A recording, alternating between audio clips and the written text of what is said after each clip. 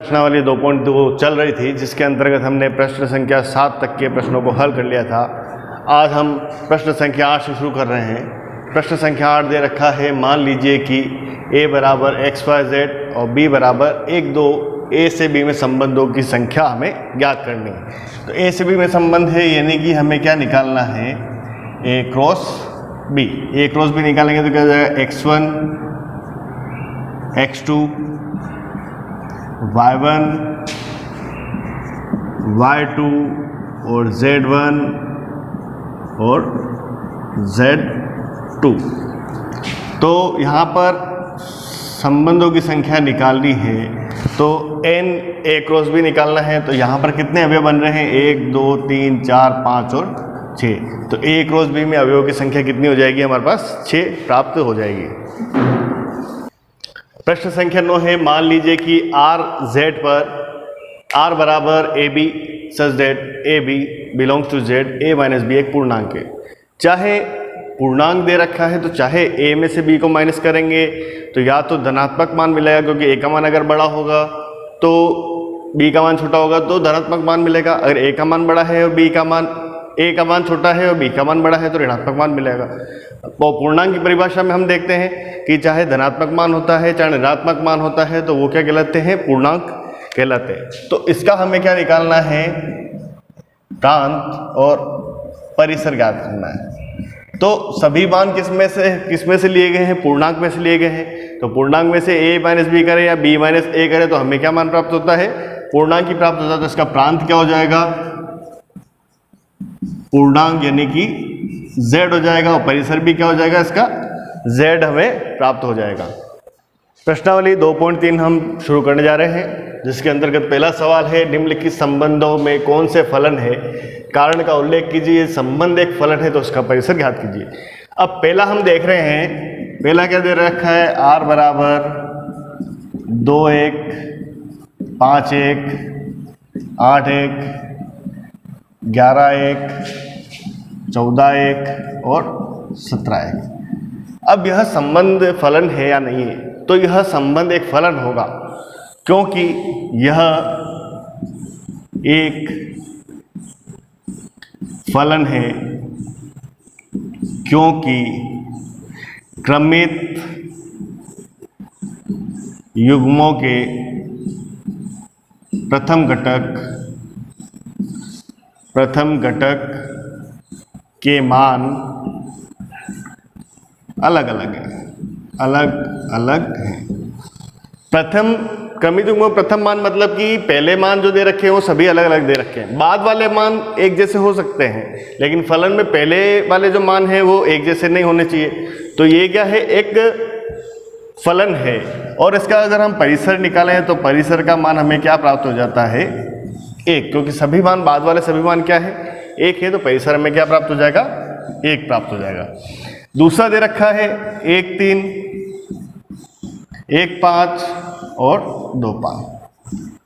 तो ये फलन होगा या नहीं होगा, तो यहां पर हम देख रहे हैं पहले मान क्या दे रखा है, 2 बार 1 दे रखा है, तो यह फलन नहीं होगा। यह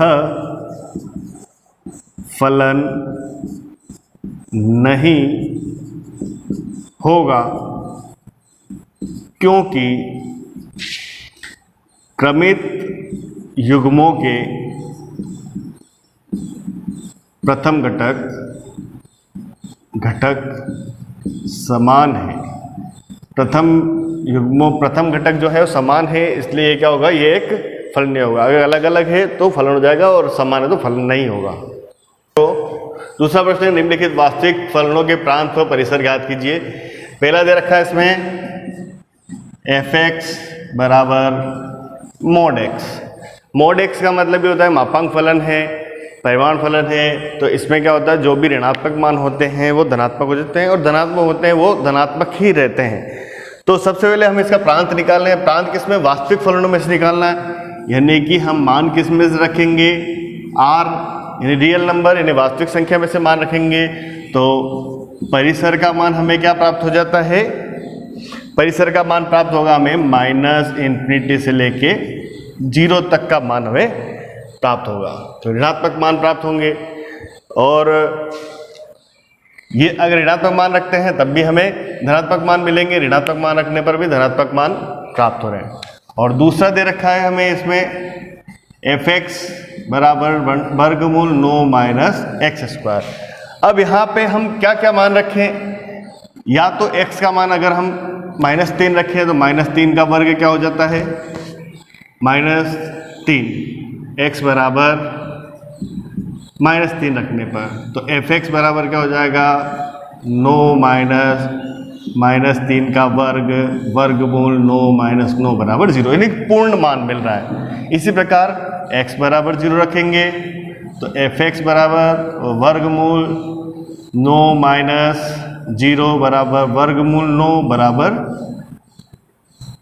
3 प्राप्त हो जाएगा। और x बराबर 3 रखेंगे तो fx बराबर वर्गमूल 9 माइनस 3 का वर्ग बराबर वर्गमूल 9 तो हमें क्या मान प्राप्त होगा, वर्गमूल 9 माइनस 9 बराबर 0 प्राप्त हो जाएगा। तो प्रांत हम इसमें निकाले हैं तो प्रांत क्या हो जाएगा और परिसर क्या हो जाएगा, परिसर और प्रांत। परिसर हमें क्या क्या मान प्राप्त हो रहे हैं, 0 3, तो 0 और 3 हो जाएगा। और क्या क्या मान रखे हमने प्रांत में, -3 और 0 और 3 मान रखे हैं हमने। इसको हम दूसरी तरीके से भी लिख सकते हैं। दूसरी तरीके से लिखने पर हम इसमें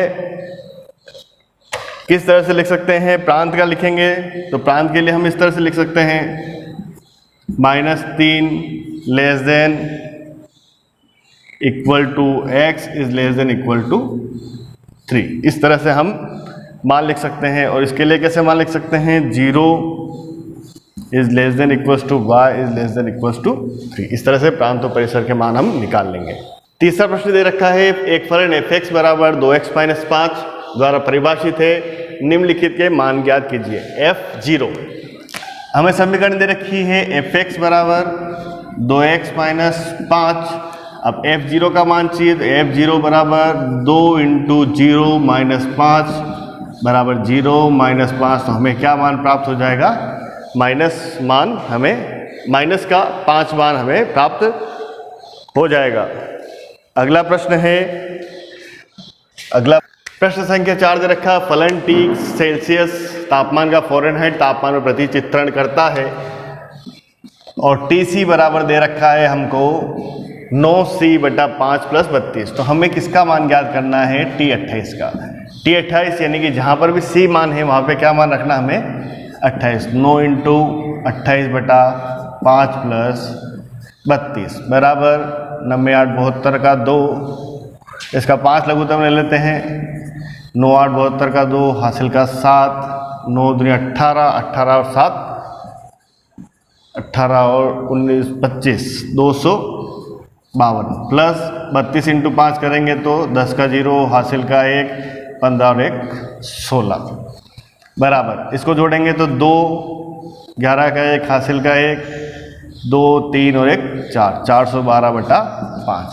जब इसको आपस में काटेंगे तो क्या मान प्राप्त हो जाएगा, 8 × 40 का 0 हासिल का 1 बचेगा 41, तो 5 दूनी 10 और फिर वापस कितना बच रहा है 2, तो 2 के बाद हमने पॉइंट लगा दिया और एक 0 लगा देंगे तो 5 चौक 20, तो 82.4 तो इसका मान प्राप्त हो गया।